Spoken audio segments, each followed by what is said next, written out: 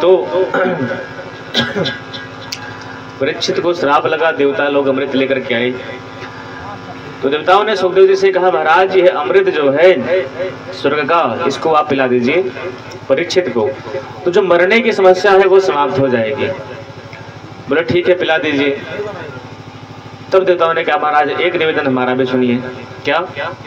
बोले हम चाहते हैं कि जो कथा अमृत है, ये जो स्वर्ग का अमृत है, यह तो आप पिला दीजिए परीक्षित को, पर आप जो भागवत की राम की कथा सुना रहे हैं परीक्षित को, वह कथा आप हमें सुना दीजिए। सुखदेव जी को बड़ा बुरा लगा। बोले भैया एक श्रोता बन के सुनते तो तुमको भी सुना देते, भगाते थोड़ी, पर तुम लोग श्रोता बन के नहीं आए हो, सौदागर बन के आए हो, कथा खरीदने आए हो। इसलिए सुखदेव जी ने देवताओं को कथा सुनाई नहीं। तो जिस कथा के लिए, जिस कथा को खरीदने के लिए देवता स्वर्ग का अमृत लेकर के चले आए, लेकिन फिर भी वो कथा नहीं पाए, वो देव दुर्लभ कथा हमें और आपको 9 दिवस पर्यंत सुनने को मिलेगी। इससे हमारे भाग्य, हमारे और आपके भाग्य तो जगेंगे जगेंगे, पर जिस भूमि पर, जिस क्षेत्र में यह कथा हो रही है, जिन लोगों के कान तक, जहाँ तक इस कथा की ध्वनि जा रही है, वहाँ तक का वातावरण, वहाँ तक का जो भूमि है, वो सब पवित्र हो जाएगी। ऐसी भगवान की देव दुर्लभ कथा है भैया। आज प्रथम दिन है और विलंब काफी हो गया है, तो ज्यादा भूमिका में नहीं जाएंगे, बस यही कहते हैं कि राम कथा क्या है। तो कहते हैं ये राम कथा मिलती कब है और किस समय को हम जाने कि ये समय हमारा अपना समय है, किस समय को, किस पल को जाने कि ये हमारा अपना समय है। तो ध्यान रखिएगा आप, जो हमने घर परिवार नाते पोते संबंधों में अपने समय को व्यर्थ खर्च किया है, उस समय को यमराज अपनी डायरी में नोट कर लेते हैं कि इस व्यक्ति ने इतना समय संसार के लिए, अपने घर परिवार के लिए दिया। पर जिस समय को हम कथा में भगवान के नाम को लेने में व्यतीत करते हैं, उस समय को हमारे भगवान अपनी डायरी में नोट कर लेते हैं कि इस जीव ने इतने क्षण के लिए मेरी कथा, मेरा नाम सुना है, लिया है। तो 9 दिवस पर्यंत जो भी लोग सद्भागी बनेंगे इस कथा के, उस समय को हमारे श्री गोपाल जी, रघुनाथ जी अपनी डायरी में नोट कर लेंगे। ये इतने भक्त नोमा बैदरा के लोगों ने इतने दिन तक राम कथा सुनी, तो ये सब लोग हमारे प्रिय बन गए। इसलिए आप लोग बड़े सद्भागी हैं कि आपको भगवान की 9 दिवस पर्यंत श्री राम कथा सुनने को मिल रही है। और मानस में गोस्वामी जी तो कहते हैं कि वो समय, वो घड़ी धन्य नहीं, अति धन्य है कि धन्य घड़ी सोई जब सत्संगा,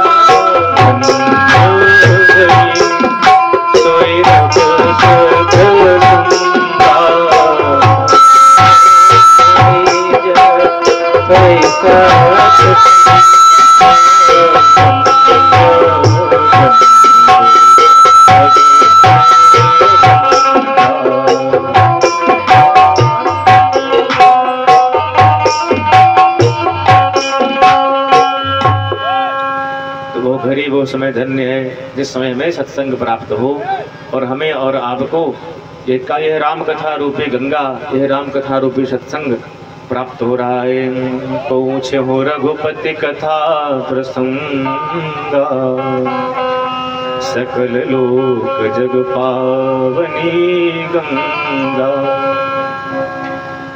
ये कथा गंगा सारे लोग को पवित्र करने वाली है, सारे संसार को पवित्र करने वाली है।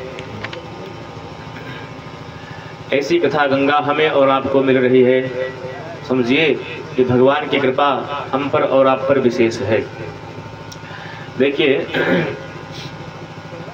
आजकल ठंडियों का मौसम है, बदली छाई हुई है और ठंडी इतनी पड़ रही है, कभी आकाश में बादल आ जाएं और अचानक पानी बरसने लगे तो हम लोग क्या कहते हैं, महाराज दिन बड़ा खराब था, पूरा दिन पानी बरसता रहा, कोई काम नहीं कर पाए।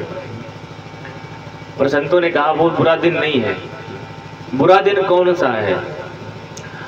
बोले 100 दिन दुर्दिन नाही, अरिंद्र बरसा कर उपल गिरावे। वो बुरा दिन नहीं है जिस दिन इंद्र वर्षा की जगह पत्थर बरसाने लगे। बारिश न बरसाएं, पत्थर गिराने लगे, जिसको बर्फ कहते हैं। 100 दिन दुर्दिन नाही, अरिंद्र बरसा कर उपल गिरावे। वो बुरा दिन नहीं है जिस दिन बरसात की जगह पत्थर गिरने लग जाए और प्रेमी संबंधी जीवन में बिछड़ जाए। आपका कोई सगा, आपका कोई प्रेमी आपसे दूर हो जाए, बिछड़ के चला जाए। और 100 दिन दुर्दिन ना ही, पेट को अन्न न पावे। वो भी बुरा दिन नहीं है जिस दिन आपके पेट को अन्न न मिले, भोजन न मिले। बोले महाराज तो बुरा दिन कौन होगा? बोले दुर्दिन नहीं विनीत कोई, जेते विपति बखानिए। लेकिन श्रवणन परे नहीं हरि कथा, तो 100 दिन दुर्दिन जानिए। जिस दिन भगवान की कथा सुनने को ना मिले वो सबसे बुरा दिन है। जिस दिन पूरा दिन संसार के जंजाल में बीत जाए और मुख से ठाकुर जी का नाम न निकले, एक भी बार राम नाम न निकले, एक भी बार कृष्ण नाम न निकले, उससे बुरा कोई दिन नहीं हो सकता हमारा आपका। वो सबसे बुरा दिन है। इसलिए दुर्दिन नहीं विनीत कोई, जेते विविध बखानिए। लेकिन श्रवणन परे नहीं हरि कथा, 100 दिन दुर्दिन जानिए। वो सबसे बुरा दिन है। इसलिए राम कथा से हमको सीखने को क्या मिलती है? एक भजन के माध्यम से सुने कि राम कथा से क्या मिलता है सीखने को।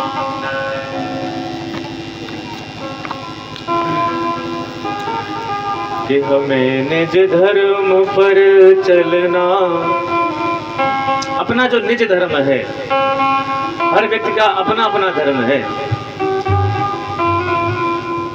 और उस अपने निज धर्म की पहचान ही राम कथा सिखाती है। यदि अपने धर्म अपने कर्म का बोध नहीं होगा तो हम जीवन व्यतीत कैसे करेंगे? इसलिए यह राम कथा हमें और आपको अपने अपने धर्म पर चलना सिखाती है। भगवान राम है मर्यादा पुरुषोत्तम। तो प्रत्येक वस्तु संसार की अपनी मर्यादा में है। ये प्रकृति, ये शरीर, ये पृथ्वी, ये सब कुछ अपनी अपनी मर्यादा में चल रही है। सर्दी के बाद गर्मी, गर्मी के बाद बरसात आता ही है। दिन के बाद रात, रात के बाद दिन, ये आती ही है। ऐसा नहीं कि विक्षेप हो जाए। तो राम कथा से हमें क्या सीखने को मिलती है? मर्यादा। और यही मर्यादा राम कथा सिखाती है कि हमारा अपने माता पिता के प्रति क्या मर्यादाएं हैं, अपने बच्चों के प्रति कैसा व्यवहार हो, अपनी पत्नी के प्रति कैसा व्यवहार हो। इन समस्त बातों की शिक्षा यदि कहीं मिलती है तो राम कथा में मिलती है। इसलिए यह 9 दिवस पर्यंत सुंदर राम कथा हम और आप सुनेंगे। आइए एक भजन के माध्यम से समझें कि राम कथा क्या सिखाती है। देखो माता जी, ताली बजाए गवा करो, ठीक है? बजाओ, ठंडी चली जाए। अगर ऐसे लुकवाई रखो हाथ तो कुछ न रहे, तो कम से कम ताली बजाओ से बैठी आओ। और इतनी देर कम से कम रहो पंडाल में, राम राम करा करो। बस तो जब देखें मुख से नाम दिग्रहण भगवान के, तो यही बहाने कथम बैठो, कम से कम राम राम करो, कल्याण हो जाए। ना जैसे बैठे रहो कुछ होगा नहीं। कि हमें निज धर्म पर चलना सिखाती हो राम। निज धर्म पर चलना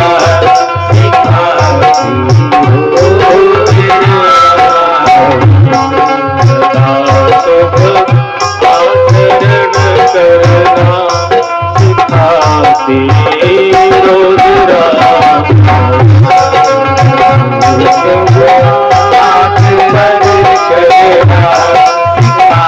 हो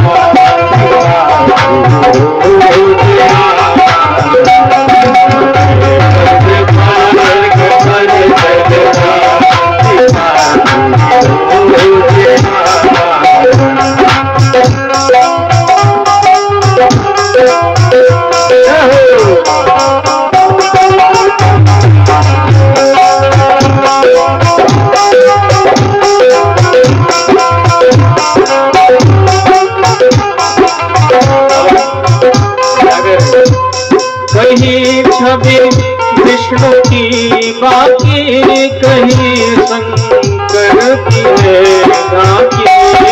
कहीं छवि विष्णु की बाकी, कहीं शंकर की झांकी। कहीं छवि विष्णु की बाकी, कहीं शंकर की है झांकी। कहीं छवि विष्णु की बाकी,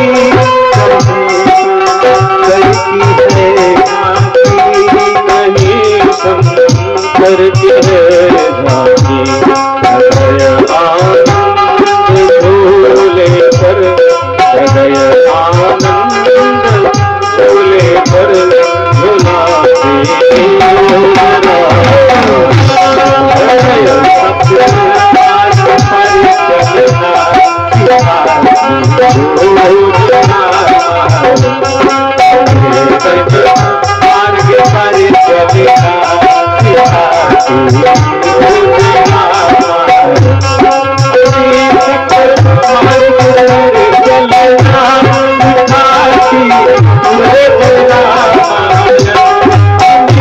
हृदय मार्ग पर चलता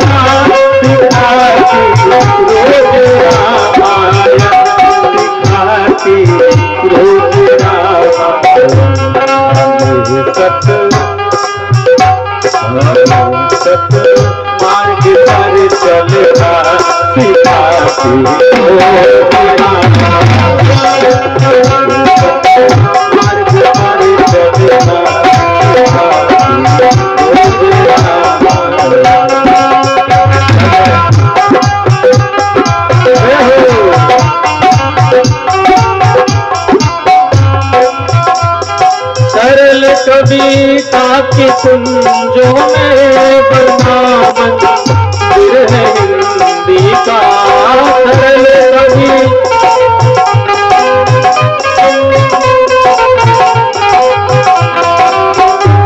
सरल कविता की कुंजों में बना मंदिर है हिंदी का।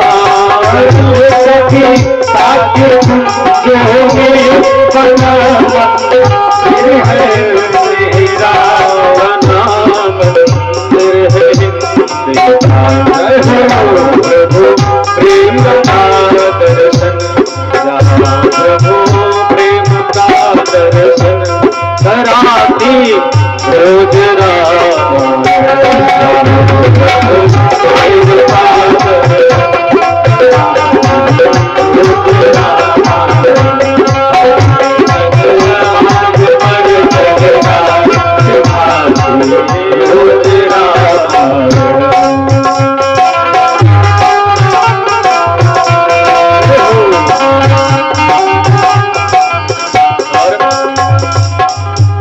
कभी वेदों के सागर में, कभी गीता की गंगा में, कभी वेदों के सागर में, कभी गीता की गंगा में, कभी वेदों के सागर में, कभी गीता की गंगा में,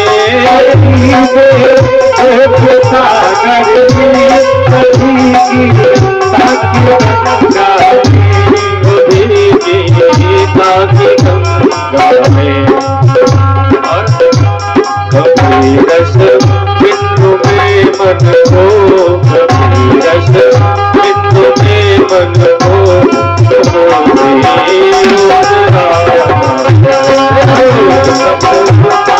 परिचलना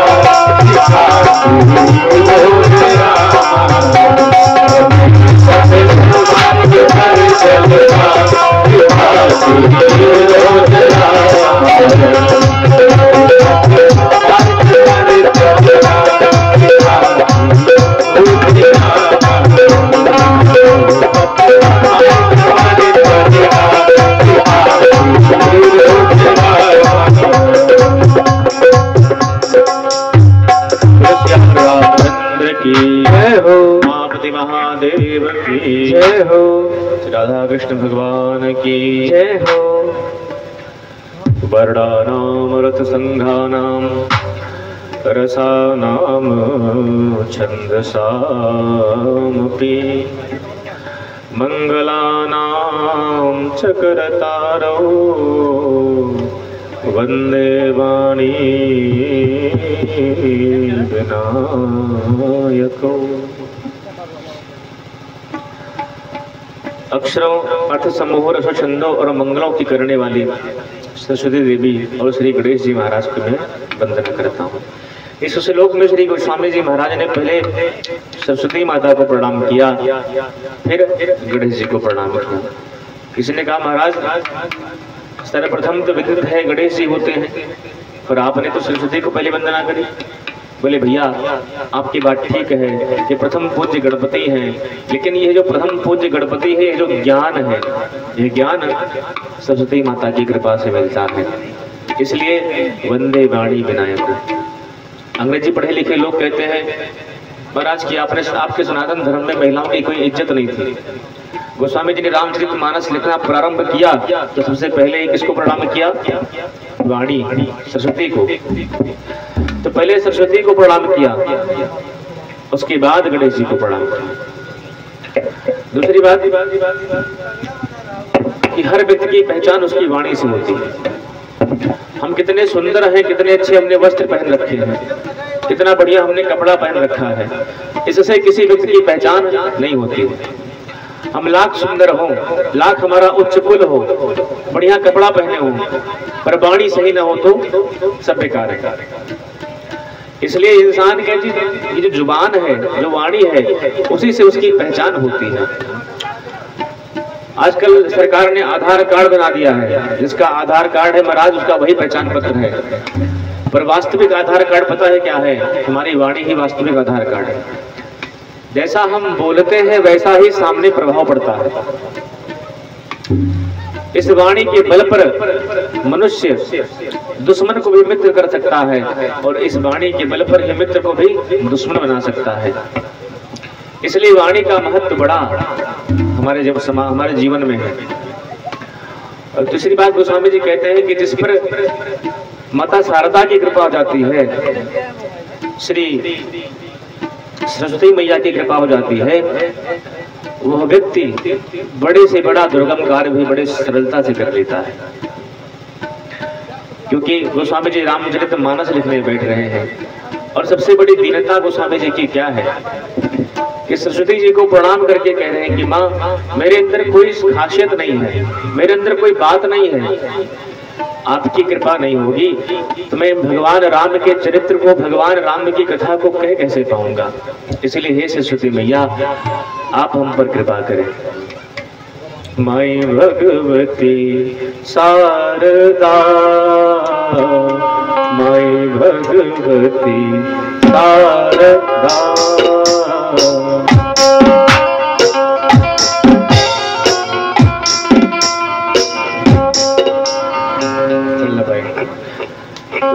शारदा मैया को प्रणाम करो, क्योंकि जो कौवा, जिस कौवे को कोई सुनना चाहता नहीं है, अपने घर के ऊपर कौवा बैठ जाए तो लोग डंडा मारते भाग जा।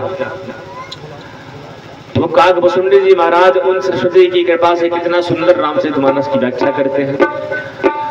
जिस कौवे को कोई सुनना चाहता नहीं है, उस कौवे की भाषा, उस कौवे की कथा भगवान शंकर और गरुड़ को भी सुना करके प्रसन्न कर देते हैं। तो ये राम कथा वही गा सकता है जिस पर श्री सरस्वती मैया की कृपा हो जाए। कि काक होए पिक बको मराला। कौवा कोयल के समान बोलने वाला बन गया। कब बन गया? जब हे शारदा मैया आपकी कृपा हो गई। जिस पर श्री शारदा जी की कृपा होती है, जिस पर श्री किशोरी जी की कृपा होती है, वो व्यक्ति रामचरित्र को बड़े प्रेम से गा सकता है। इसलिए पहले श्लोक में श्री गोस्वामी जी महाराज ने वाणी और विनायक की वंदना करी। दूसरे श्लोक में बोले भवानी शंकरो वंदे श्रद्धा विश्वास रूपिणो याभ्यां विना न पश्यन्ति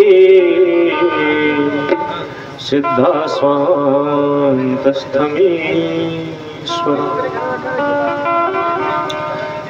श्रद्धा और विश्वास के स्वरूप भवानी और शंकर को प्रणाम किया है। भगवान शंकर विश्वास है और माता भवानी श्रद्धा है। जिनकी कृपा के बिना हृदय में स्थित जो परमात्मा है, उसका दर्शन बड़े से बड़े सिद्ध कोटि के महात्मा भी कर नहीं सकते। कि बिन विश्वास भगति नहीं, तेहि बिन द्रवहि न राम। बिना विश्वास की भक्ति नहीं होती है, और उस विश्वास के बिना हमारे रघुनाथ जी द्रवित नहीं होते हैं। इसलिए विश्वास का होना बड़ा जरूरी है भैया। श्रद्धा और विश्वास भगवान को देखने के दो नेत्र हैं। जैसे हमारे पास दो नेत्र है ना, ऐसे ही भगवान को देखने के लिए श्रद्धा और विश्वास रूपी नेत्र चाहिए।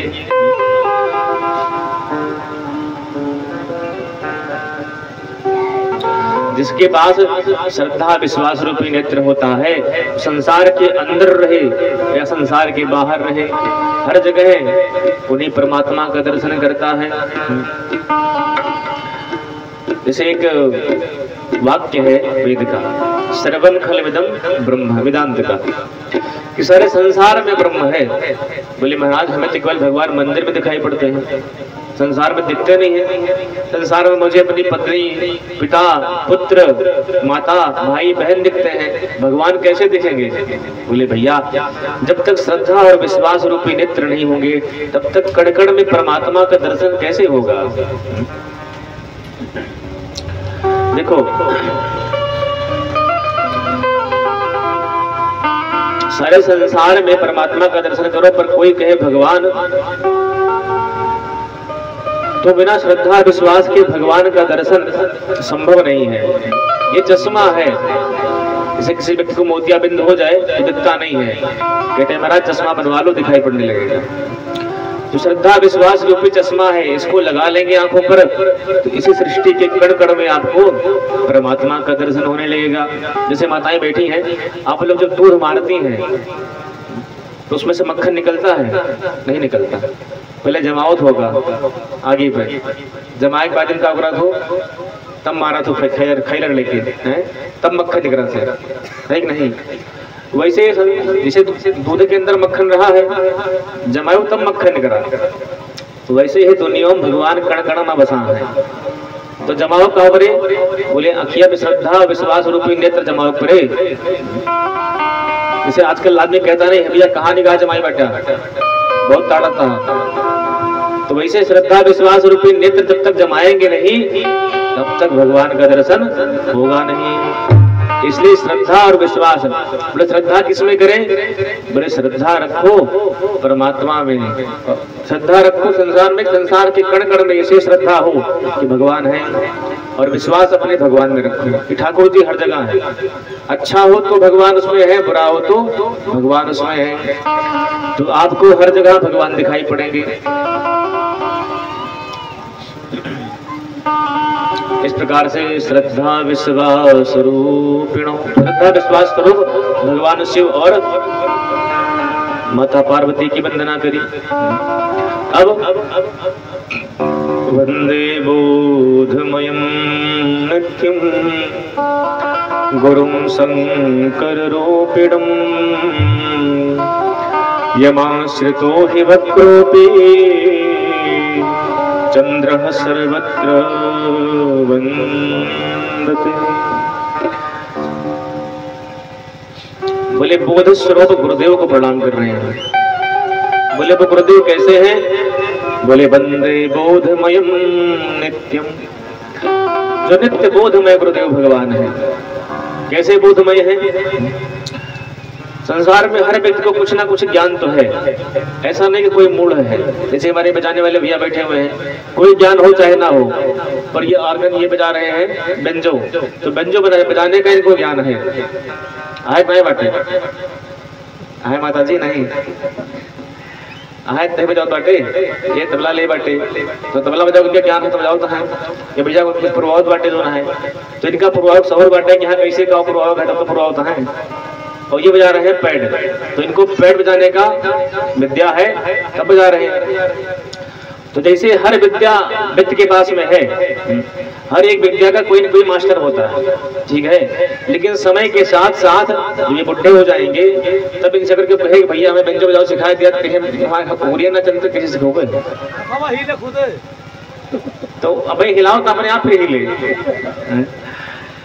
तो बताओ परे, लेकिन दिमाग काम नहीं करेगा। तो वैसे ही कह रहे हैं हर व्यक्ति को ज्ञान है किसी न किसी विषय का, लेकिन वो ज्ञान समय के साथ साथ लुप्त हो जाता है। लेकिन सच्चा ज्ञान क्या है? ब्रह्म सत्यम जगन मिथ्या। परमात्मा सत्य है, जगत मिथ्या है, जगत झूठा है। आप कहोगे भैया सब कुछ सच दिखाई पड़ता है, झूठ कैसे कह रहे हैं आप? हमें तो हमारा संसार, हमारे माता पिता पुत्र परिवार सही लगता है, सत्य लगता है। आप सत्य क्यों कह रहे हैं? बोले भाई देखो, जिसका पुत्र होता है तो पुत्र के अंदर पिता के कुछ ना कुछ अंश तो होता ही है। तो किसी घर बेटा जन्म लेता है, क्या कहते हैं माताएं? ये भैया क्या देखा अपने बाप पे गया है, माता जी घास नहीं करती, नाक अपने दादी पाए बैठे। तो खानदान भर में पूरे शरीर का मिलाते हैं कि आंख दादा की तरह है, नाक दादी की तरह है, और ओठ अपने बाप की तरह है, दाढ़ी पाए बैठे माता नहीं पाए अपने, सबसे मिलाते हैं। तो लगता है क्यों? क्योंकि उनके परिवार का अंश है, इसलिए उनसे मिलता है। उसी प्रकार से संसार जो है भगवान से उत्पन्न हुआ है। तो संसार भगवान का पुत्र है, इसलिए भगवान कौन है? बोले सत्य है। तो सत्य स्वरूप भगवान है, इसलिए संसार भी सत्य ही दिखाई पड़ता है, पर वास्तव में सत्य है नहीं। इसलिए कह रहे हैं नित्य बोध यही है, ब्रह्म सत्यम जगन मिथ्या। भगवान शंकर कह रहे हैं माता पार्वती से कि ओ मां कहूं मैं अनुभव अपना, अनुभव अपना।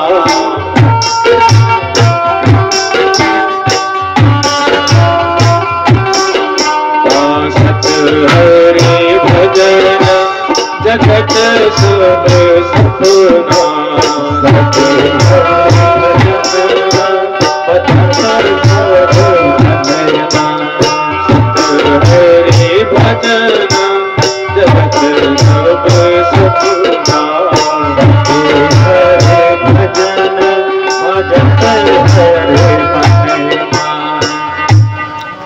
भगवान शंकर कह रहे माता पार्वती से कि पार्वती सत्य तो भगवान का नाम है, भगवान का भजन है, जगत सब सपना। यह नित्य बोध है। और ऐसे नित्य बोध संपन्न सदगुरु भगवान की जो चरण शरण ग्रहण करता है, चंद्र सर्वत्र वंदते। चंद्रमा कैसा है? टेढ़ा है, पर टेढ़े चंद्रमा को जो श्रापित है, उस श्रापित और टेढ़े चंद्रमा को जब सदगुरु स्वरूप शंकर स्वीकार कर लेते हैं तो उसकी सारे त्रिलोकी में वंदना हो जाती है महाराज। क्यों?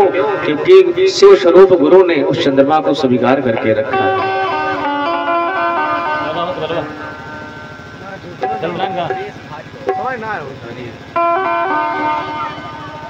ऐसे भगवान शंकर सदगुरु स्वरूप भगवान शंकर की प्रार्थना करी श्री गोस्वामी जी महाराज ने।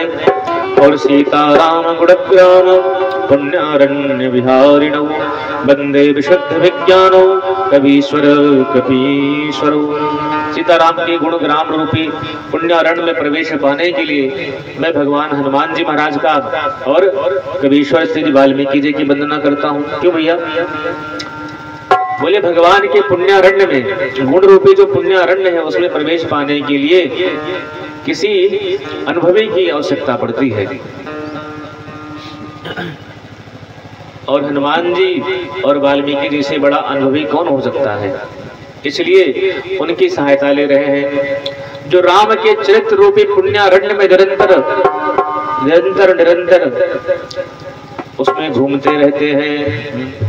राम चरित सुनबे को रसिया, राम चरित सुनबे को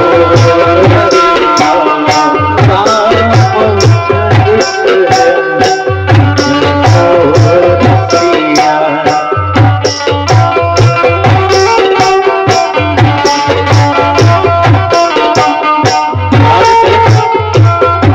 राम रसिया।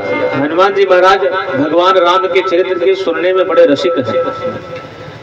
और हनुमान जी तो भगवान के राम के चरित्र में निरंतर मग्न रहते ही रहते हैं।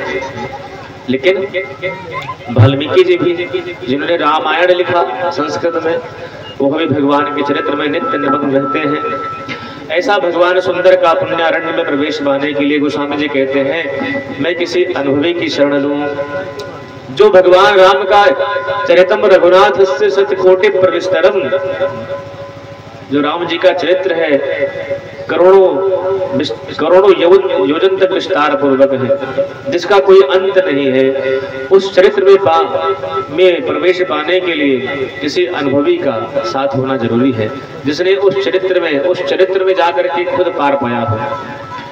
इसलिए कबीश्वर और कबीश्वर हनुमान जी और वाल्मीकि जी की वंदना करी। अब गोस्वामी जी ने उद्भवस्त्र संहार कारणिम क्लेश हारणीम सर्वश्रेयस्करीम सीताम न तो हम राम वल्लभा श्री सीता जी की वंदना कर रहे हैं, जो संसार की उत्पत्ति, स्त्री और संहार करने की तीनों ही हेतु हैं, जिनकी कृपा से संसार का सृजन होता है और जिनकी कृपा से संसार का पालन होता है और जिनकी कृपा से संसार का संहार हो जाता है।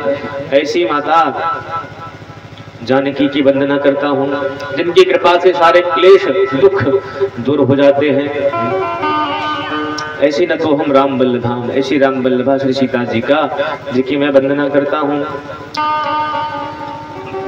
यन्मायावसवर्ति विश्वमखिलं ब्रह्मादिदेवासुराः यत् सत्त्वादिमृषैः भाति सकलं रज्जौ यथा वीर्भ्रमः यत्पादप्लवमेकमेव हि भवाम्भोधे स्थितिरशावतां वन्देऽहं तमशेषकारणपरं रामाख्यमीशं हरिम्।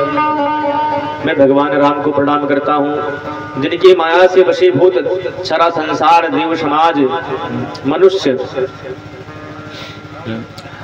सब राम जी के ही माया में वशीभूत हैं। और जिन रघुनाथ जी की चरण कमलों का आश्रय लेकर के इस संसार रूपी भवसागर को जीव बड़े सुगमता से पार हो जाता है, ऐसे राम जी की चरण कमलों में बारंबार प्रणाम है। अब गोस्वामी जी रामचरितमानस को क्यों लिख रहे हैं वो बता रहे हैं कि नाना पुराण निगमागम सम्मतम यद रामायणे निगदितम क्वचिदन्यतोऽपि स्वान्तः सुखाय तुलसी रघुनाथ गाथा भाषा निबंध मतिमंजुलमातनोति।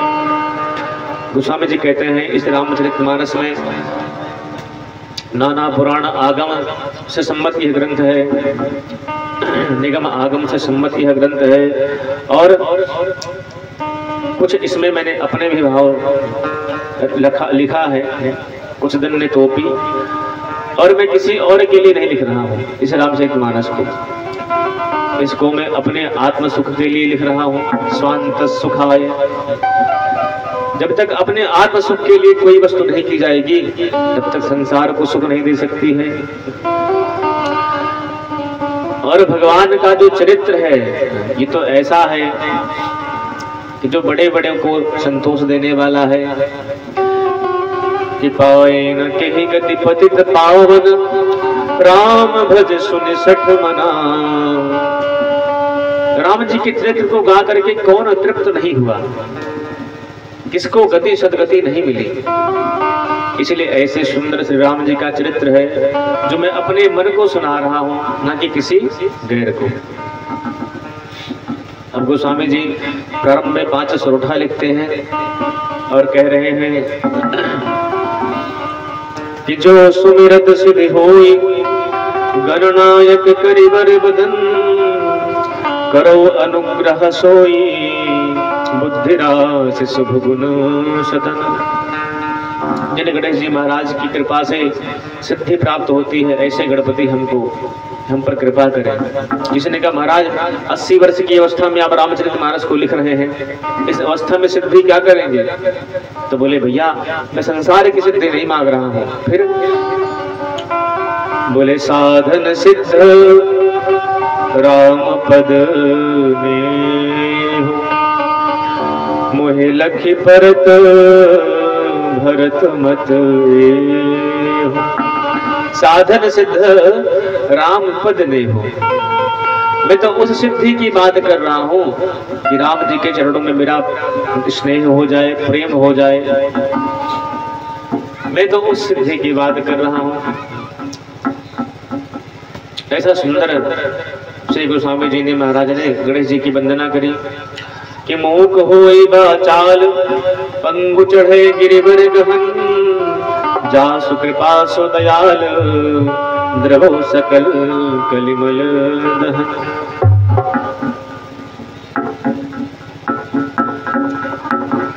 गोस्वामी जी कहते हैं जिन्हें राम जी की कृपा से गूंगा व्यक्ति भी बोलने वाला हो जाता है। मूक होई बाचाल। किसी ने कहा भाई राम जी क्या कृपा करके गूंगे व्यक्ति को बाचाल बनाएंगे? बाचाल का मतलब क्या होता है? जो ऊट पटांग बोले वो बाचाल? नहीं नहीं, भगवान बाचाल नहीं बनाएंगे। बोले फिर? बोले वाचः अलम कथम बाचालम। जिन राम जी की कृपा से ये जो वाणी है, सोई हुई जो वाणी जन्म जन्मांतर से है, वह सोई हुई वाणी हमारी जब जाग कर भगवान के नाम का कीर्तन करने लगती है। आप कहेंगे महाराज किसी की सोई हुई वाणी जाग की कीर्तन करी? बोले बिल्कुल किया। भागवत में प्रसंग आता है कि जिस समय ध्रुव जी महाराज भगवान की तपस्या कर रहे थे और जब वो भगवान सामने आए तो ध्रुव जी ने सोचा कि भगवान की कुछ वंदना करनी चाहिए, पर क्या वंदना करें? कभी विद्यालय गए नहीं, स्कूल का मुख देखा नहीं, तो करूं कौन सी वंदना करूं भगवान की? ठाकुर जी उनके मन की बात जान गए और अपने हाथों में जो चक्र था, जो शंख था, उस शंख को ध्रुव जी के गाल से छुआ दिया और छुआते ही सारा वेद वेदांत ध्रुव जी को कंठस्थ हो गया। और ध्रुव जी ने बड़ी सुंदर वंदना गाई है। योऽन्तः प्रविश्य मम वाचमिमां प्रसूतां संजीवयत्यखिल शक्तिधरः सुधाम्। अन्यास्तहस्तचरणश्रवणत्वगादि प्राणान् नमो भगवते पुरुषाय तुभ्यम्। ध्रुव जी कहते हैं प्रभु हमारे जन्म जन्मांतर की सोई हुई वाणी आज आपने जगा दी। कोई कहे भैया ध्रुव जी ऐसा तो था नहीं कि गूंगे थे, उनके पास वाणी थी, बोलते तो थे। बोले हम कब जाने कि वाणी हमारी सोई हुई है और कब जाने कि वाणी हमारी जागी हुई है। बोले जितने समय हम भगवान की बात छोड़ करके संसार की चर्चा करते हैं, संसार के बारे में बात करते हैं, उतने समय हमारी वाणी सोई हुई है। और जागी हुई कब माने? बोले जिस पिताजी के राज हो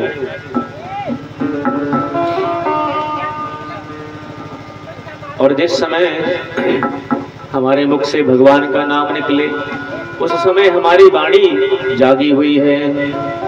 जब हम लोग कीर्तन में भगवान के नाम को गाते हैं, जय सिया राम जय जय सिया राम जय सिया राम जय जय सिया राम जय सिया राम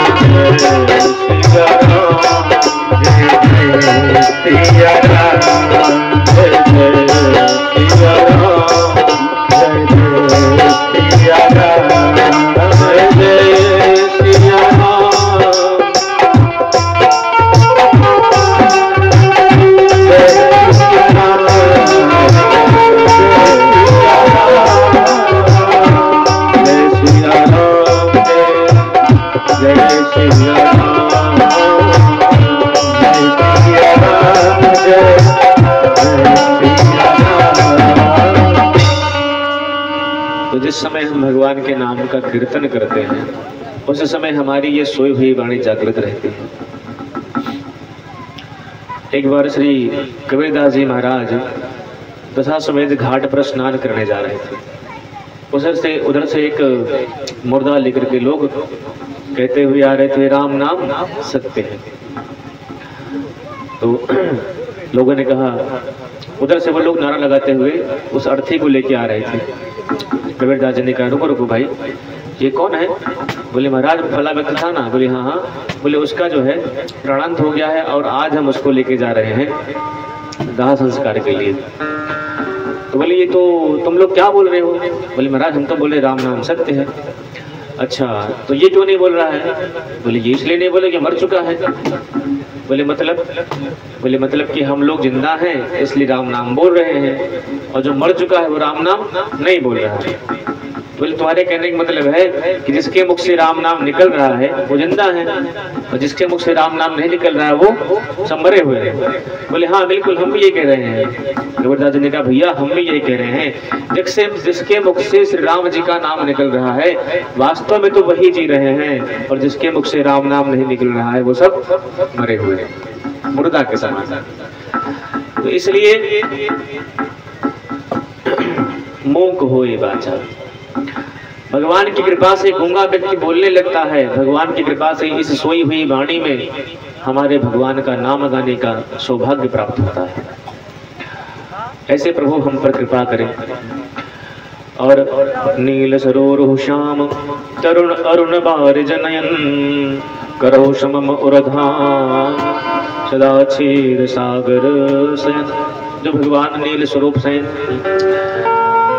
नीलमणि के समान जिनका स्वरूप है, जो क्षीर सागर में शयन करते हैं और जो लक्ष्मी की पति हैं वो भगवान हम पर कृपा करें।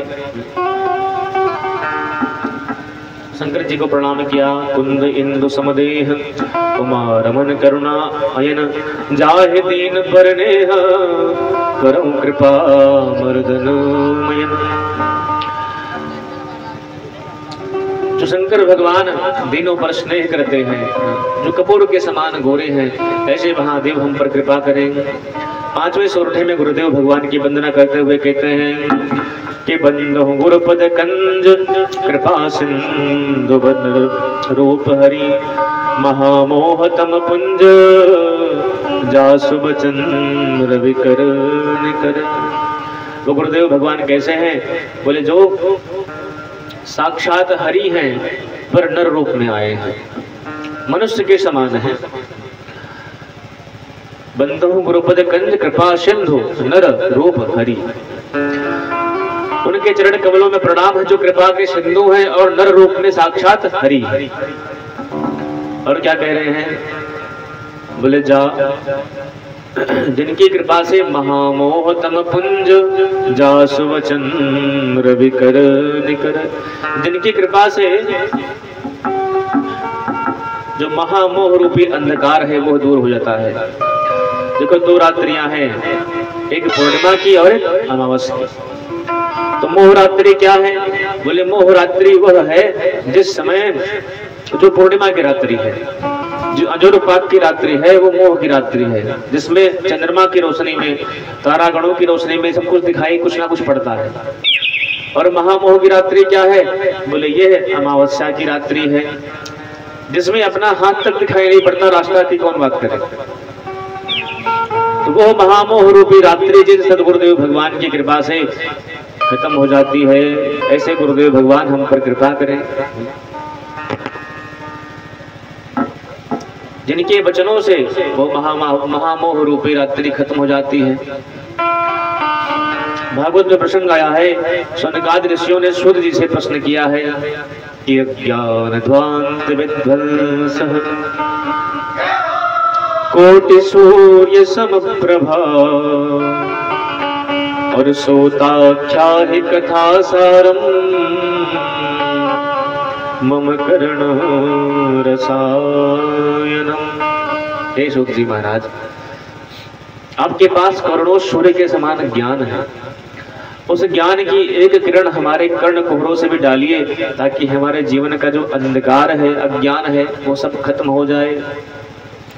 इस प्रकार से गुरुदेव भगवान की वंदना करी। आगे के वंदना प्रसंग में हम प्रवेश करें, उससे पूर्व एक भजन सुन लिया जाए। भगवान का बड़ा सुंदर पद है, आप लोग भी सुन लें।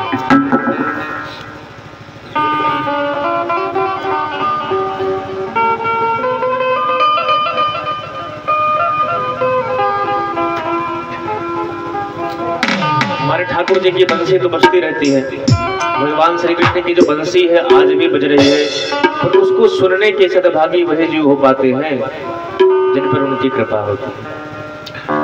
कि श्याम तेरी बंसी बजे धीरे धीरे, श्याम तेरी बंसी बजे धीरे धीरे, श्याम तेरी बंसी बजे धीरे धीरे, श्याम तेरी बंसी बजे धीरे धीरे, धीरे धीरे बजे धीरे धीरे, धीरे धीरे बजे धीरे धीरे, बजे धीरे धीरे श्री यमुना के तीरे, बजे धीरे धीरे श्री यमुना के तीरे, श्याम तेरी बंसी बजे धीरे धीरे, श्याम तेरी बंसी बजे धीरे धीरे, श्याम तेरी बंसी बजे धीरे धीरे, श्याम तेरी बंसी बजे धीरे धीरे।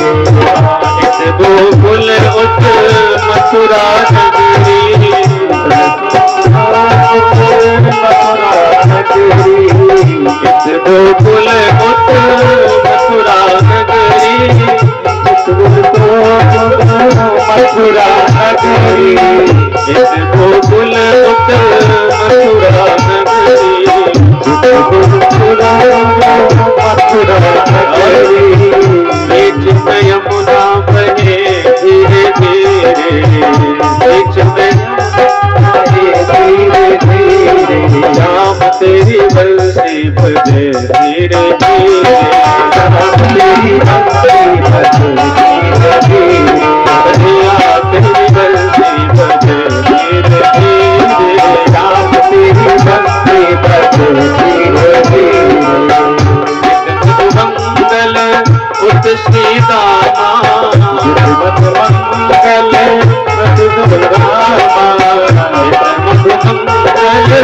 उत श्री दामा, मंगल उत रामा, इस मंगल उत श्री दामा, मंगल उत रामा, बीच में काना चले धीरे धीरे, कृष्ण काना चले धीरे धीरे, श्याम तेरी बंसी बजे धीरे धीरे, श्याम तेरी बंसी बजे धीरे धीरे, कन्हैया तेरी बंसी बजे धीरे धीरे, श्याम तेरी बंसी बजे धीरे धीरे। कैसी भगवान बंसी कैसी बज रही है?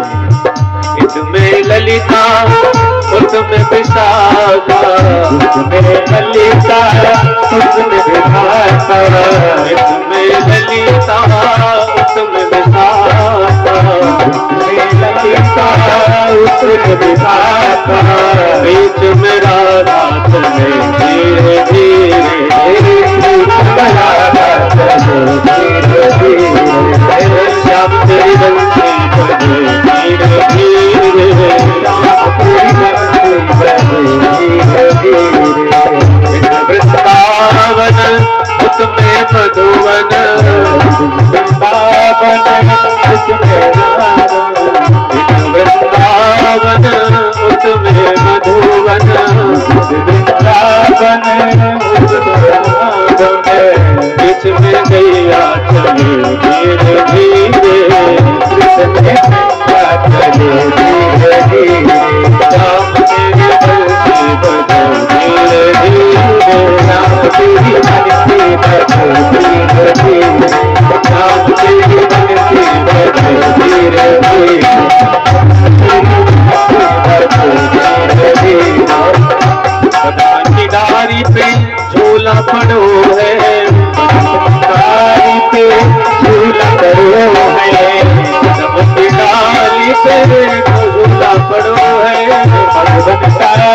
पे झूला पड़ो है, झूला पड़ो है, हाँ झूला पड़ो है, हाँ झूला पड़ो है, हाँ झूला पड़ो है।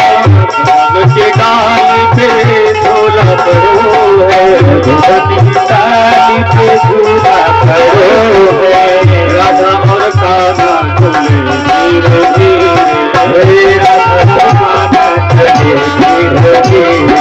राम तेरी बंसी बजा धीरे धीरे, राम तेरी बंसी बजा धीरे धीरे, राम तेरी बंसी बजा धीरे धीरे।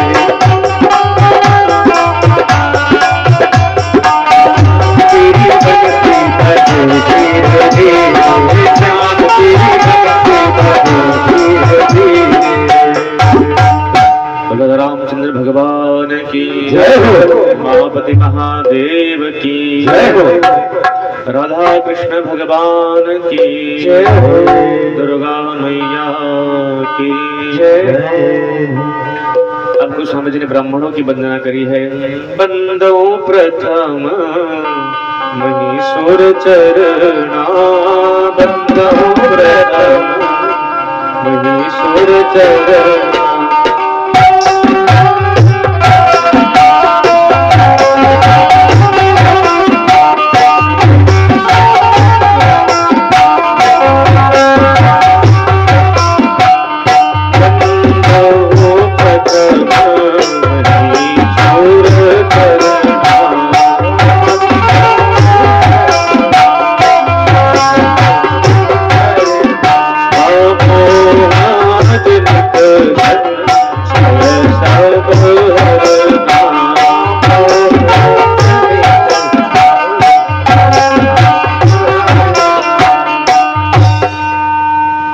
बंदो प्रथम महेश्वर चरणा, मोह जनित संशय सब हरना। ब्राह्मणों के चरणों में प्रणाम किया, जो इस पृथ्वी लोक के देवता हैं, जिनको कहा गया ब्राह्मण देव। उन ब्राह्मणों की वंदना करी, उसके बाद साधु समाज की वंदना करी कि साधु चरित शुभ चरित कपासु,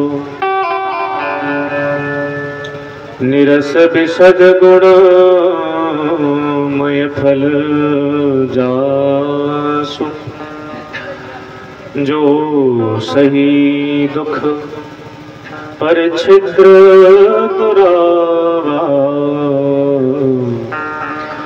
बंदनीय जही जग जस पावा। साधु समाज की वंदना करी कि साधु चरित शुभ चरित कपासु। साधुओं का चरित्र है कपास की तरह एकदम निष्कपट होता है। जिस प्रकार कपास की ढूंढी निरस होती है, उसी प्रकार संत का जीवन भी निरस होता है। निरसता का मतलब कि उनके जीवन में संसार की विषयासक्ति नहीं होती, भगवान के प्रति रस होता है और संसार के प्रति निरस होता है। संतों का हृदय कपास की ही भांति जिससे रुई सफेद सफेद उज्जवल होती है, वैसे ही संतों के हृदय में ज्ञान का प्रकाश निरंतर बना रहता है। संतों के मन में भगवान की भक्ति का साम्राज्य सदैव प्रकाशित रहता है। जिस प्रकार कपास में गुण तंतु होता है, उसी प्रकार से संतों के हृदय में गुणों का भंडार होता है, भगवान के चरणों का प्रेम होता है। जैसे कपास स्वयं कष्ट सहकर के दूसरों के अवगुणों को छुपाता है, वैसे ही संत भी स्वयं कष्ट सहकर दूसरों के जो दुर्गुण होते हैं उनको छुपा लेते हैं। जो सहे दुख परिक्षुद्र दुरावा, बंदनीय जिह जग जस पावा। जो दुख सहकर भी सबको सम्मान देते हैं, ऐसी संतों की महिमा है। पर हमारी दृष्टि में, हमारे नेत्रों में वो सामर्थ्य नहीं कि हम साधु और संत को पहचान सके। आज का जो समय है, जो माहौल है, बड़ा विकट है महाराज। कोई व्यक्ति जरा सा राम नाम का झोली या चोली पहन करके निकल पड़े तो आदमी क्या कहते हैं, निकल पड़े लूटे ना, हम धंधा नहीं बन के लगी। ये भी क्या हो गया है, लूटने निकल लिए। भले उसके मन में भगवान के प्रति प्रेम ही हो, लेकिन दृष्टि ऐसी बन गई साधुओं के प्रति कि कोई व्यक्ति कितना भी बड़ा संत हो, कितना भी बड़ा भक्त हो, पर क्या कहेंगे, महाराज लूटने आए हैं और लूट के ले जाएंगे।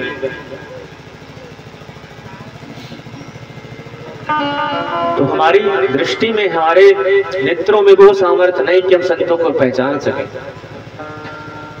वैसे भागवत में 5 लक्षण बताए हैं संतों के, इन जिसके अंदर ये 5 गुण दिखाई पड़े वो साधु है, वो संत है। कौन कौन सा? तितिक्षवः कारुणिकाः सुहृदः सर्वदेहिनः अजात शत्रुवः शान्ता साधवः साधुभूषण। पहला लक्षण क्या बता रहे हैं? तितिक्षवः, सहनशील होते हैं संत। जिसके अंदर सहनशीलता हो वो संत है। जो बात बात पर गर्म हो जाए, बात बात पर महाराज डंडा लाठी उठा ले, वो संत नहीं। दूसरी बात आप ये भी कह सकते हैं कि दुर्वासा जी के अंदर तो क्रोध भरा हुआ था, तो क्या महात्मा नहीं है? उलटे नहीं, महात्मा वो भी है। संतों का प्रेम, संतों का क्रोध दोनों कल्याणप्रद है। संत यदि क्रोध करके आशीर्वाद की जगह श्राप भी दे दे तब भी आपका कल्याण ही होने वाला है। और संत यदि कृपा करके आशीर्वाद दे दे तब भी कल्याण होगा। तो पहला लक्षण संतों को बताया, सहनशील होते हैं। दूसरा करुणा, उनके अंदर करुणा बहुत होती है। दूसरों के दुख को देख करके द्रवित हो जाते हैं। नारद जी ने जयंत को देखा कि त्रिलोकी में घूम रहा है पर इसको कोई ठौर नहीं मिल रहा है, तो देख करके करुणा आ गई नारद जी में। उनके अंदर दया आ गया कि नारद देखा बिकल जयंता लागी दया को मल चित संता। नारद जी ने देखा जयंत को बिकल, तो उनके अंदर दया आ गई।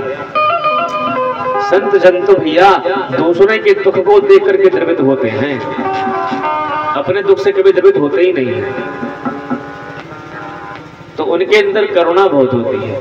और तीसरा, सबसे प्रेम करते हैं, सब जीवों में प्रेम करते हैं, किसी से उनका बैर नहीं होता है, ना काहू से दोस्ती ना काहू से बैर, सब में उनका बराबर का प्रेम रहता है। और चौथा लक्षण अजात शत्रु, संसार में कोई उनको अपना दुश्मन माने तो माने, पर साधु कभी किसी को अपना दुश्मन नहीं मानता है। और शांता, उनकी इंद्रियां शांत रहती हैं, उद्विग्नता नहीं होती इंद्रियों में उनके। यह 5 लक्षण हैं। पर हम कहते हैं कि इन 5 लक्षणों को खोज पाना एक साधु के अंदर बड़ा दुर्लभ है। तो क्या करें? बोले अपनी दृष्टि ऐसी बनाओ सारे संसार में आपको संत ही दिखाई पड़े। आप कहोगे महाराज इससे लाभ क्या होगा? बोले पहला लाभ तो ये हो जाएगा कि आप किसी से दोष नहीं करोगे, किसी से बैर नहीं करोगे, सबको संत मानोगे, सबको भगवान का ही स्वरूप मानोगे, सबको साधु मानोगे। मनुष्य तो छोड़ो, जीव जंतु जानवरों को भी संत ही समझ लीजिए, ये सब साधु हैं। इस प्रकृति का एक एक कण भगवान का अंश है, तो उस कण के अनुसार सब भगवान के हैं और सब भगवान के भक्त हैं। सबको भगवान का स्वरूप समझ करके यदि आप देखेंगे तो पहली बात तो किसी से आपका बैर नहीं होगा, दुश्मन से भी आपका प्रेम हो जाएगा। और दूसरी बात, जब इस संसार के कण कण में आपको संत का दर्शन होगा तो उसी संसार के कण कण में एक दिन आपको भगवंत का भी दर्शन हो जाएगा, क्योंकि संत भगवान के पुत्र हैं। आप कहेंगे कहीं लिखा है कि संत भगवान के पुत्र हैं? भगवान कह रहे हैं कि साधवो हृदयं मह्यं साधूनां हृदयं त्वहं मदन्यते न जानन्ति नाहं तेभ्यो मनादपि। साधु मेरा हृदय है, मैं साधु का हृदय हूँ। वो ना तो मेरे सिवा किसी को जानना चाहता है और ना मैं उसके सिवा किसी को जानना चाहता। इसलिए संतों में प्रेम करना है तो भगवान में प्रेम अपने आप हो जाएगा। ऐसी भगवान ने, तुलसीदास जी ने संतों की महिमा गाई है। जिस संत समाज में, जो संत समाज तीर्थराज प्रयाग के समान है, राम भक्ति जहाँ सुर सरिता,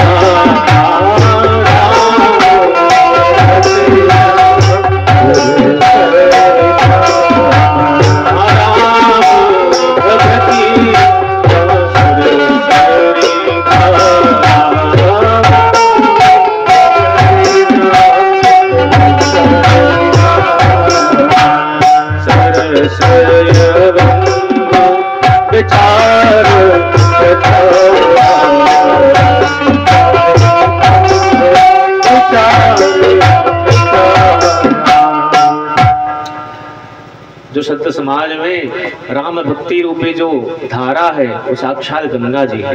प्रयागराज आप लोग गए होंगे, कितने लोग गए प्रयागराज? गए भैया? प्रयागराज में आपने देखा होगा गंगा जी दिखती हैं और यमुना जी दिखती हैं, पर सरस्वती कैसी हैं? बोले लुप्त हैं, नहीं दिखती हैं। हाँ हाँ देख लें भैया, देख लें।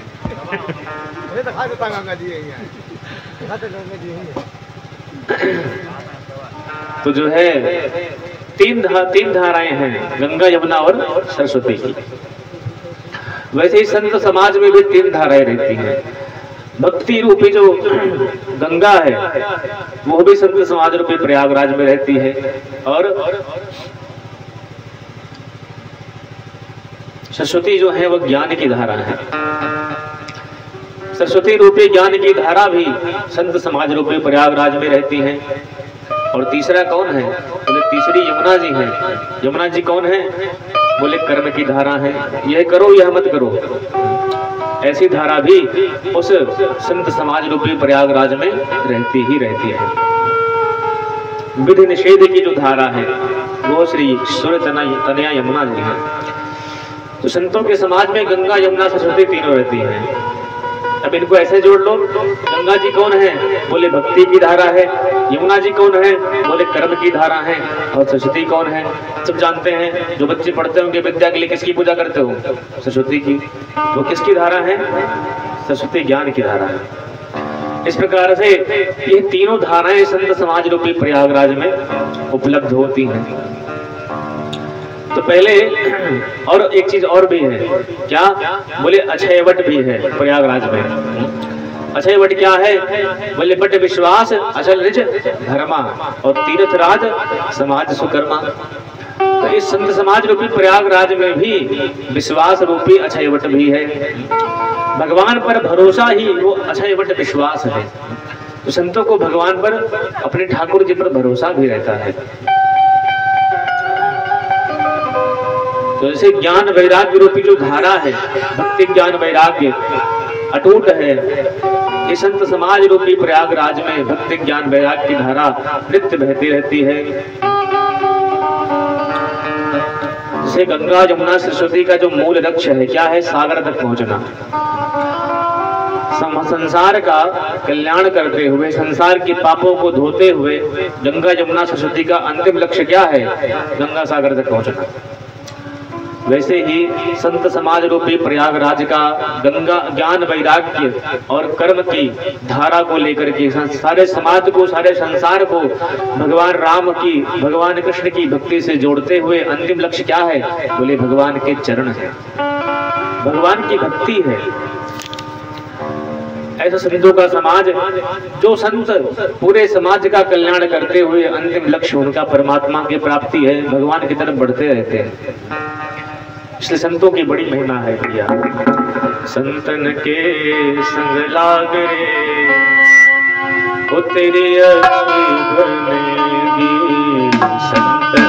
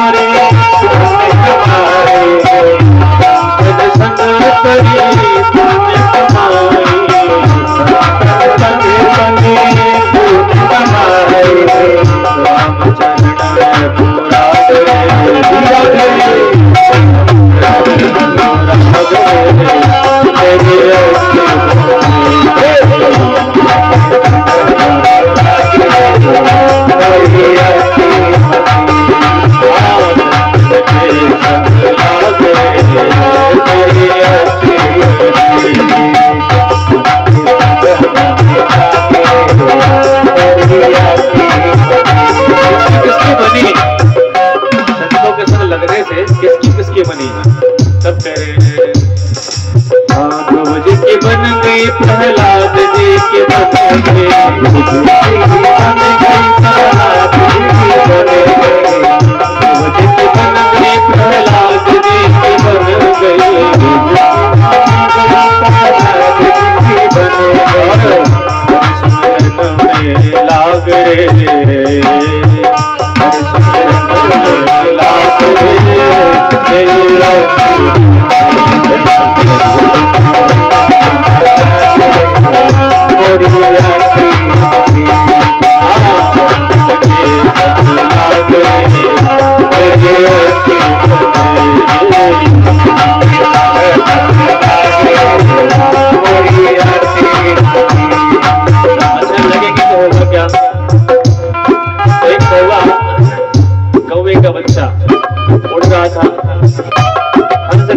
उड़ रहा था और उड़ते उड़ते कौवे के झुंड में मिल गया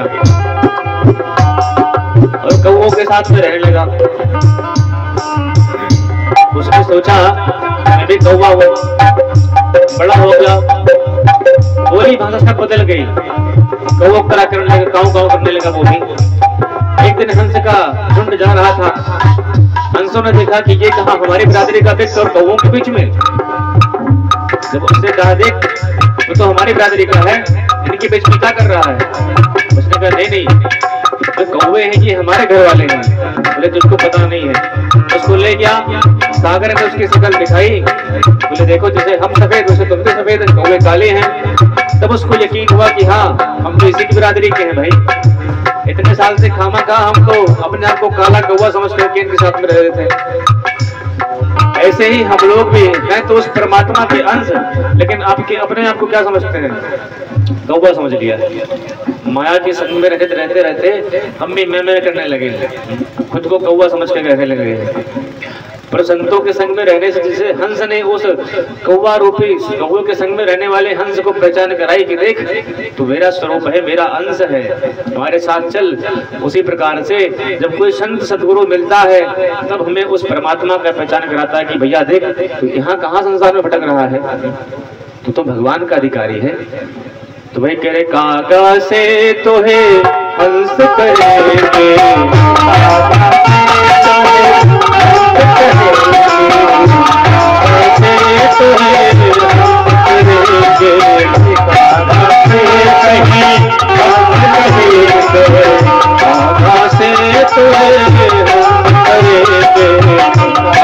से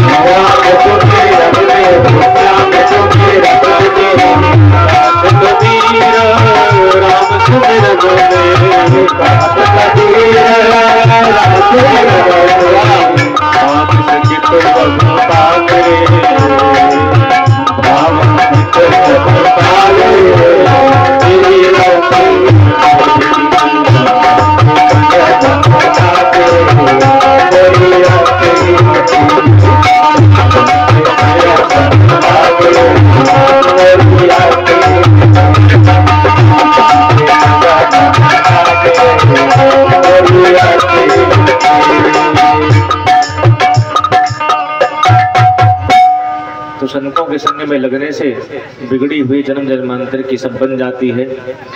इसके बाद सत्संग का प्रभाव बताया है। बिनु सत्संग विवेक न होई, राम कृपा बिन सुलभ ना सोई। सत्संग के बिना विवेक नहीं मिलता है और राम जी की कृपा के बिना सत्संग मिलता नहीं है। ऐसा सुंदर सत्संग का वर्णन किया है गोस्वामी जी ने। और फिर खलों की वंदना करी है। बहुरी बंदी खल गन सति भाई, जे बिनु काज दाहिने हूँ बाई। खलों की वंदना करी, दुष्टों की वंदना करी। जो दुष्ट अपना हित करने वाले का है अहित सोचते हैं, जो हमारा भला करता है उसी के बारे में गलत सोचते हैं। और दूसरों के सुख में अपना दुख मानते हैं और दूसरों के दुख में अपना सुख मानते हैं। पड़ोसी सुखी रहे महाराज तो देख के जलने लगते हैं, हे भगवान कैसे रोटी कट रही प्रेम से। यदि उसके घर में रोज सास बहू झगड़ा हो, बाप बेटे में झगड़ा हो, तब बड़े प्रसन्न होते हैं कि बड़ा दुखी है, बड़ा बढ़िया है। तो ऐसे खल, ऐसे दुष्टों की वंदना करी है। और एक बार नहीं, बार बार करी महाराज। क्यों करी? इसलिए करी कि जो सभ्य सज्जन व्यक्ति होगा उससे एक बार प्रार्थना करोगे तो मान जाएगा, लेकिन जो दुष्ट व्यक्ति होते हैं उनसे तो बार बार प्रणाम करना पड़ता है कि भैया मान जा, कितनी बार को धरी धार मान जा।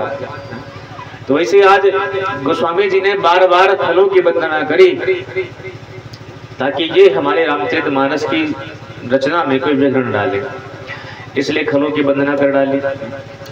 और अंत में तो कहते हैं जड़ चेतन जग जीव जत सकल राम मैं जाने, बंदो सबके पद कमल सदा जोर जुग पानी।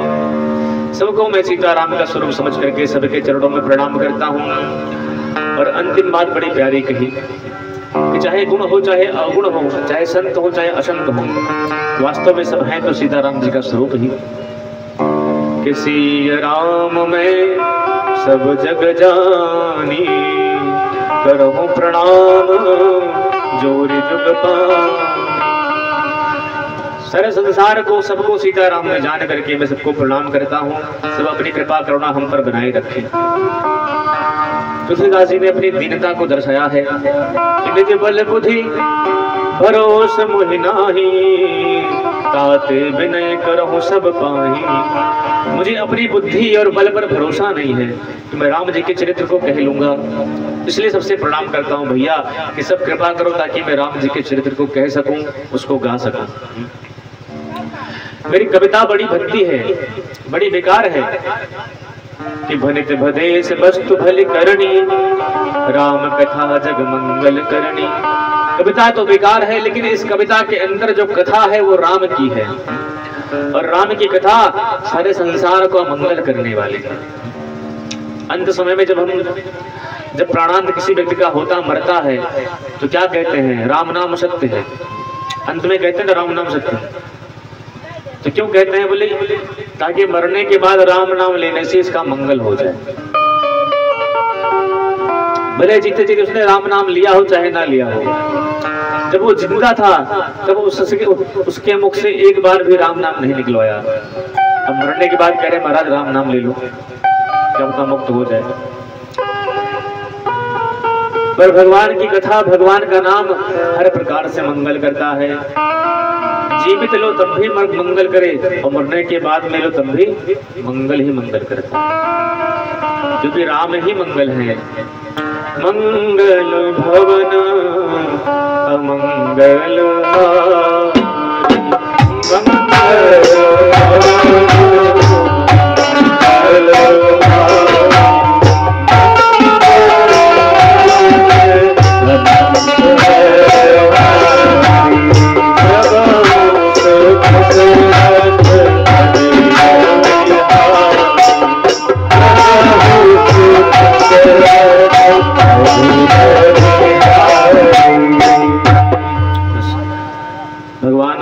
से मंगलमय है। उनका गुण, उनका नाम, उनकी लीला, उनका धाम, उनकी कथा सब मंगल मंगल, हर प्रकार से सबका मंगल करने वाले हैं।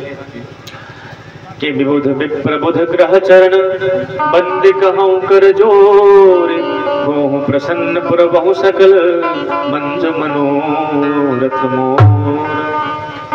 इसके बाद गोस्वामी जी वाल्मीकि जी की वंदना करते हैं, चारों वेदों को ब्रह्मा जी की को प्रणाम करते हैं, ब्राह्मण पंडित ग्रह आदि सबकी वंदना करते हैं कि महाराज से प्रसन्न हो जाओ और मेरी कामना जो इच्छा है उसको आप पूर्ण कर दीजिए। फिर भगवान शंकर माता पार्वती की वंदना करते हैं। उसके बाद अयोध्या जी की वंदना करते हैं, बंदो अवधपुरी अति पावन, सरजो सरि कलि कलुष न सावने, प्रणवो पुरनर नारी बहुरी, ममता जिन पर प्रभु न थोरी। अवधपुरी की वंदना की है, बड़ी सुंदर। उसके बाद श्री राम नाम की वंदना करी है। तो आज हम केवल इस चौपाई का गायन करेंगे, उसके बाद आरती करवा देंगे क्योंकि समय भी हो गया है। बाकी कल की कथा जो है ठीक 2 से 5 चलेगी, तो आप लोग अपने समय पे आ जाइएगा। आज थोड़ा प्रारंभ का दिन था, व्यवस्थाएं करने में समय लगता है, आप जानते हैं, तो तत्काल जो है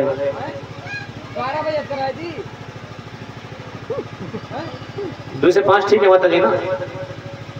आप सभी खाना पीना खाए कर आराम से नहीं होना है। 1 बजे कहा, 1 बजे तो 1 से 4 कह दी, 1 से 4 ठीक है। भोजन वोजन मना टाइम पास नहीं, अब आपको आराम रहेगा, आराम दे दे वो तने आराम है। हाँ तो 1 से 4 ठीक माता जी, ठीक है ना, 1 से 4 ठीक है। कल हम ठीक 12 बजे यहाँ जाएंगे, 1 बजे अपने आसन ग्रहण कर लेंगे। आप लोग भी अपने समय पे आ जाइएगा। हाँ नहीं कोई दिक्कत नहीं है। ताली बजाओ, समझ में कथा सम्मत या तो चले ठीक है। चलिए एक बार राम नाम का हम कीर्तन कर ले कि बंदो राम नाम रघुवर को हेतु प्रसानो, भानु हिम कर को बंदो राम नाम रघुवर को हेतु प्रसानो, भानु हिम कर को। जय सिया राम, जय जय सिया राम, जय सिया राम, बोलेंगे जय सिया राम। देखो भाई सुनो, कथा सुनाई 9 दिन का राम कथा, ठीक है।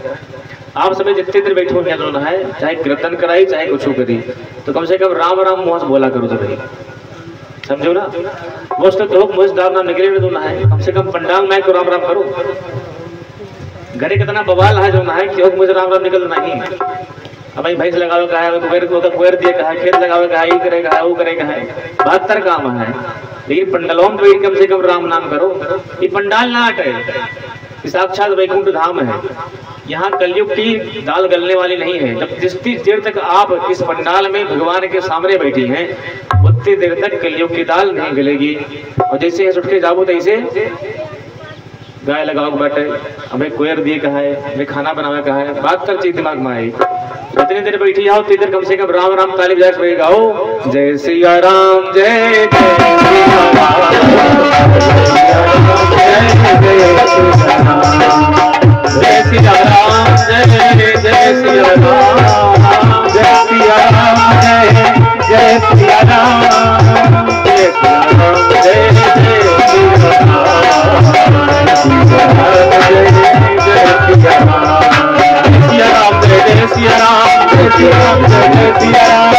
राम, जय सिया राम, जय सिया राम, जय सिया राम, जय जय सिया राम,